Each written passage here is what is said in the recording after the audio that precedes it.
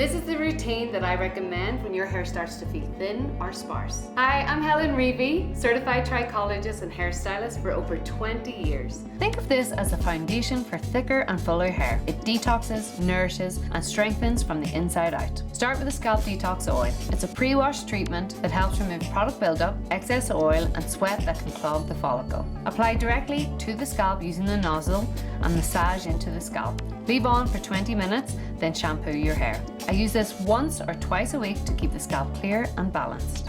Next is the serum. This step supports healthier hair follicles, reduces shedding, and promotes visible density over time. Just apply 1 to 2 pipettes throughout the scalp. Clean, damp hair works best, but dry is totally fine too. Focus on the areas you want to see more fullness and massage it in with your fingertips. Do not rinse, as this one's designed to be used daily. And finally, the capsules. These support hair health from the inside, boosting your body's ability to grow strong, healthy strands. Take 2 tablets daily with food. They're packed with ingredients like biotin and amino acids to support visible density over 90 days. It's a full approach to hair health, from the scalp to the root to the strand, the kind of support that makes a visible difference.